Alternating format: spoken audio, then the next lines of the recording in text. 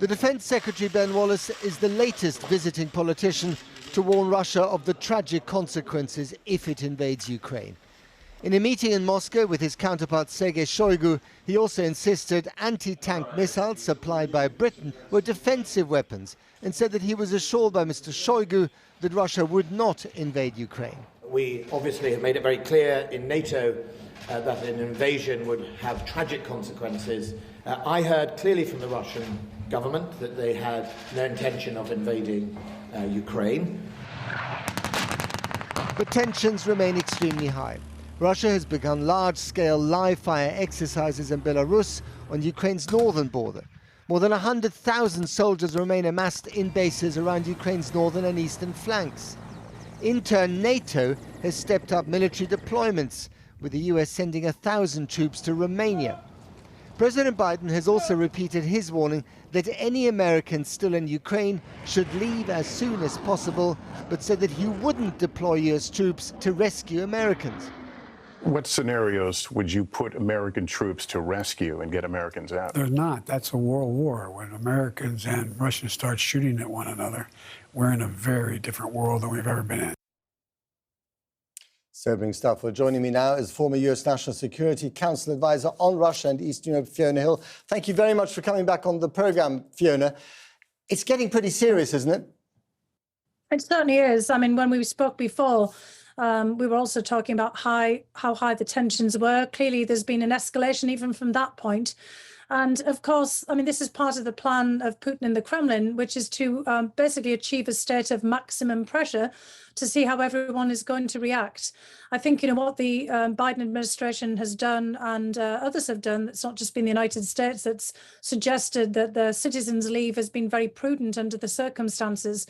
When you have intelligence or a warning of an imminent danger, be this from a terrorist attack or something like this along the scale of an invasion, the sensible and the right thing to do is actually to give people a sense of the time that they have to take the necessary precautions. So I think it was unavoidable for the administration to make these kinds of announcements. You know how this machinery works inside the White House. You advised both Presidents Obama and Trump. Do you think they've seen intelligence? Do they have any evidence that makes them think that this invasion is now imminent in the next few days, as Jake Sullivan said? Well, yes, they will have. I mean, otherwise they wouldn't have taken this step. I mean, I was also a national intelligence officer under George W. Bush when we had warning, for example, that the Russians were going to take action against Georgia. And I was part of that process of warning, not just the administration, but others, allies that we saw. It was actually together with the Brits, in fact, that we saw the risk of some kind of imminent action against the Georgians in certain sets of circumstances. We couldn't say exactly what. I mean, in this case, I think it's much clearer. You are seeing these snap exercises in Belarus, which I think has been a game changer for the administration. We've also had this unprecedented joint statement by both President Xi of China and President Putin of Russia, essentially to the effect that China has Russia's back and that there's no risk of some problem on Russia's eastern flank, so it can concentrate on the west. And now we're getting these naval exercises in the Black Sea and Russia declaring a kind of a danger zone in the areas of their exercises, which extends close to the critical Ukrainian port of Odessa. Right. And remember, of course, that Crimea, where the Russians are launching their naval actions from, is technically Ukrainian territory. It's been annexed from Ukraine by Russia. So we're already in, a phase in which Russia has taken military action. And do you think that this could be, an approach to Kiev? I mean, some people are saying, well, it might be in the east of the country or maybe in the southeast, but not the capital itself. Do you think they would go as far as doing that? Well, they're certainly positioned to do so because they're in Belarus now, across the northern border. And, if people want to take a quick look at the map there, that's obviously a much more direct route into Kiev and to the approaches to Kiev. There are all kinds of scenarios on the table here. We've been focused on tanks, but there is obviously large-scale aviation. And as I'm pointing out, there are naval vessels in the Black Sea, and we saw them deploying basically amphibious assault vessels.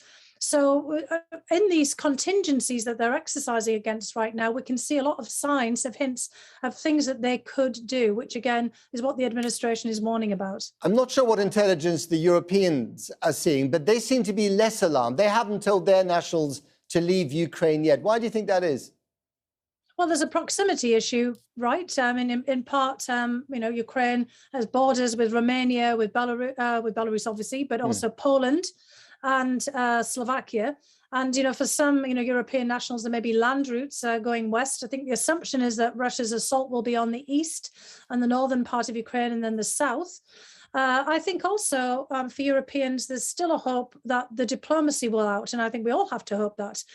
Chancellor Scholz of Germany is scheduled to be the next visitor to go to Russia, to see what he can do, against the backdrop of Ben Wallace, the UK Defence Secretary, Liz Truss, Foreign Secretary, Prime Minister Johnson's been there. We've had President Macron of France. I mean, everyone is basically trying here to put this on a different track. And I think that the Europeans want to make sure that they've exhausted all of the potential here. There's also a risk in this to Ukraine itself that comes in a different way. The mass exodus of everything from diplomatic to financial representation in Ukraine would be devastating. And I think there's also a sense in Europe and elsewhere, including in the United States, that the Russians hope by this squeeze that they can completely devastate the Ukrainian economy, even without an invasion. And of course, mass exodus of people there, I mean, the US is saying everyone should be getting out, will have some of that effect. Just in terms of the timing, there was a kind of assumption that had settled almost everywhere that he wouldn't do anything too dramatic while the Winter Olympics were still going on in Beijing, so as not to upset his new best friend Xi Jinping. Is that nonsense?